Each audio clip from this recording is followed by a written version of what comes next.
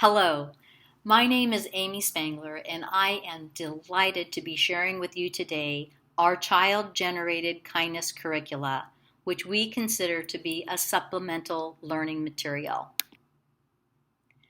What makes this a child-generated curricula? Well, there are four unique components that are merging together here, which I will be highlighting it to you in more detail, but the four concepts are, first of all, the themes. The themes for this curricula were derived from the Children's Kindness Showcase entries.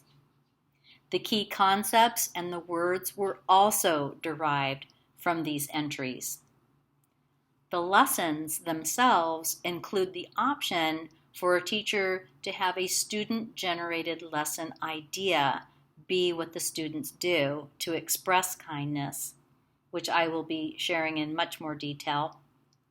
And then the examples that are used within the lessons themselves are also from the Kindness Showcase where children submitted their entries. So let's talk about these child-generated themes.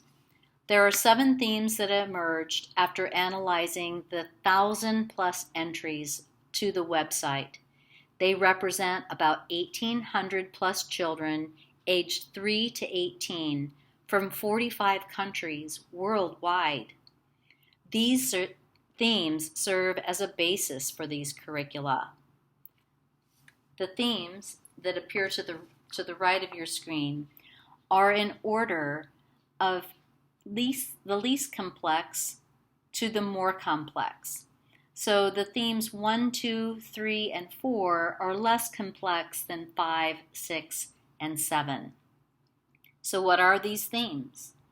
Cheering up or entertaining others, creating objects of beauty through aesthetics and nature, creating an atmosphere or symbols of kindness, contributing to the family community or taking care of the elderly or sick, taking care of animals, nature, and or the environment or earth, honoring, showing respect for kindness exemplars or ancestors and heroes, or taking a stand at helping people in crisis. These are the child-generated themes.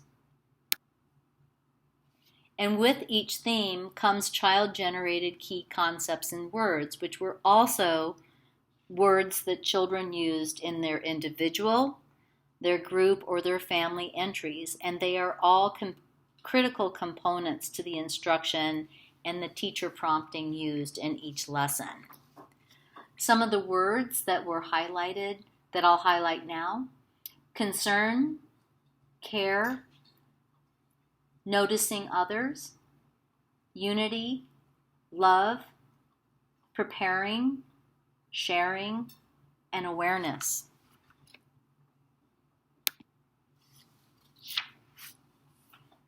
Each lesson can either be implemented using a child-generated idea with specific prompts from the teacher or a teacher-generated idea, depending on the amount of time the teacher can spend on supporting a student-generated idea and or the age and maturity of the students. So let's unpack this a little bit. Let's take the theme number 3, creating an atmosphere or symbols of kindness. Imagine a teacher having 5 minutes of time before the students leave to go to their music class. And for a teacher might decide, okay, I'm going to try the student-generated idea. So the teacher would say, okay guys, what's one thing that we can do as we walk in our line to music class that is silent and not disruptive, that would help all the people that we pass know that we notice them and care about them? Please share that with the partner. And then students can brainstorm the idea, and as a class they would come up with what the class might do on their way to music class. But let's say that this teacher doesn't have enough time, or the students aren't mature enough to really have an on-the-fly brainstorming session. So instead, written into that particular lesson is a teacher-generated lesson idea. So instead, the teacher might say, hey guys, we have 5 minutes extra before we go to music class. So on our way to class, I would like us to do a silent index finger wave with a smile to every person that we pass in the hallway. And this is what I mean by an silent index wave with a smile. And so the teacher would model it, have the students practice it, and then on the way to and from music, the students would do the activity. And then maybe at some other point during the day or the next day, depending on timing, the teacher would be given several prompts to, in order to lead the discussion with the students about how did you feel when we noticed people? What was their reaction? How do we know how they felt? Did it make our community feel like everyone was welcome here? Did it create an atmosphere of kindness when we did that? Why or why not? And then finally, examples from the kindness showcase. Each lesson, with the exception of what's called a mini kindness boost, which I'll talk about in a minute, includes entries from the kindness showcase as the actual examples. These examples are from all over the world, and they represent multiple nationalities and cultures. So not only is this an authentic and relevant way to deepen students' learning, these examples also provide a window into other people's cultures and serves as a mirror to the cultures which also might be present in your classroom. So let's take that lesson or theme number 3, creating an atmosphere of kindness. In one of the lessons, before the teacher would even dive into the student-generated lesson idea or the teacher-generated lesson idea, the teacher is asked to show a very short video of 12-year-old students from Portugal who their expression of kindness was to set up a table in their hallway with a sign that said, "Free hugs." And basically, anyone who needed a hug could go over to the table and get a hug. What a beautiful and wonderful way to open up the world of a new culture to your students, or to emphasize a culture that's already present in your classroom. And here are some examples of the examples by theme. Again, most of the examples are photographs of the activities that took place, but some of them are videos, again, which are very short, and some of them are actually just quotes from children that we use.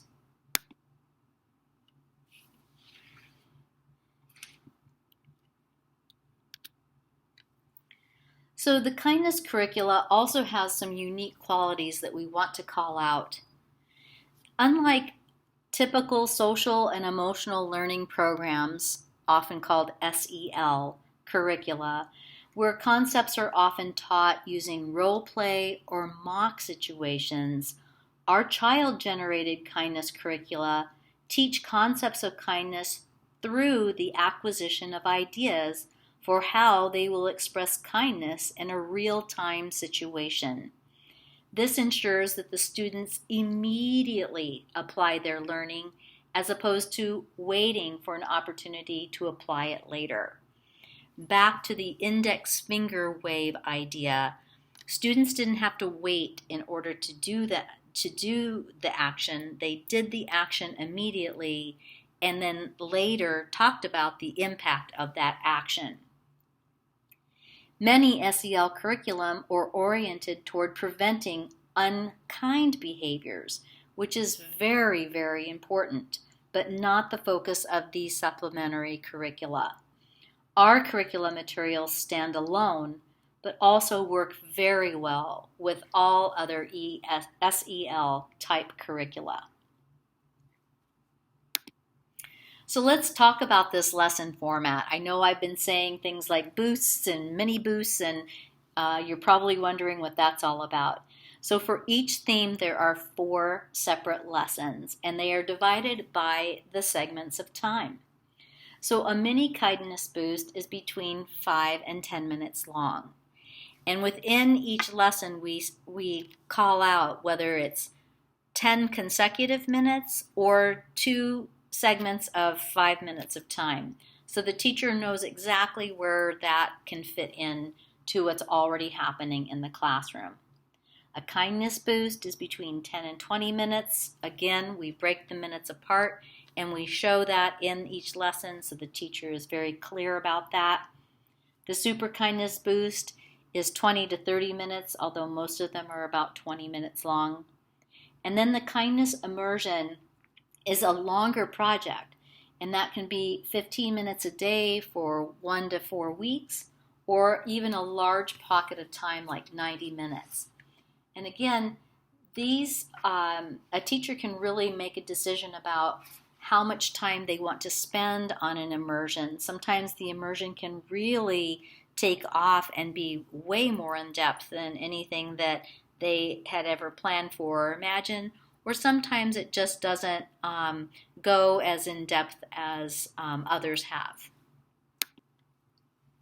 So how does a teacher prepare in order to teach these curricula? First, we ask that the entire packet for the age range be read, and this takes about an hour.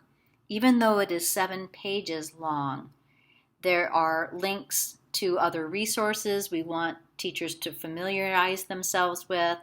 There are a few YouTube videos that we ask that they look at, and that's why it takes an hour.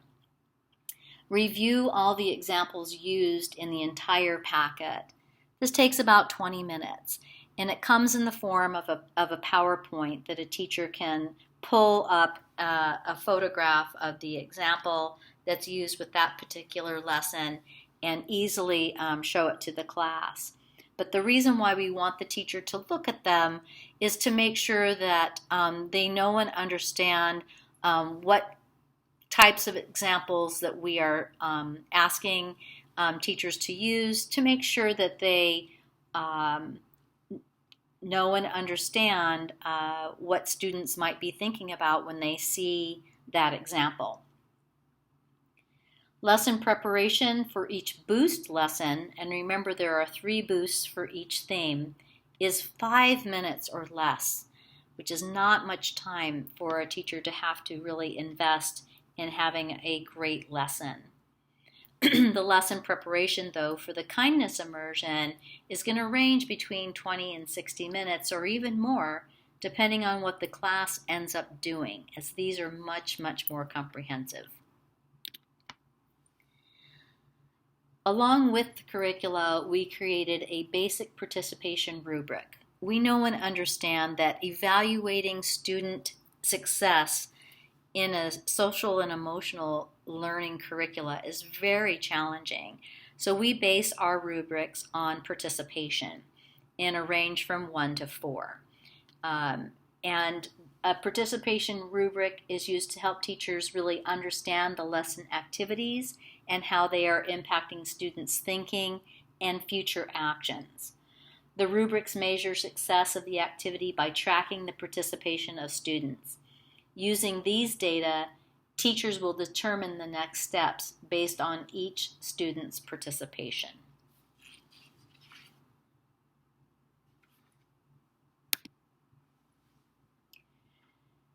So our goals for these curricula, it really is our goal that students participating in learning using these child-generated kindness curricula will understand how and why to be kind and to gain necessary skills by experiencing an array of kindness expressions along with their classmates.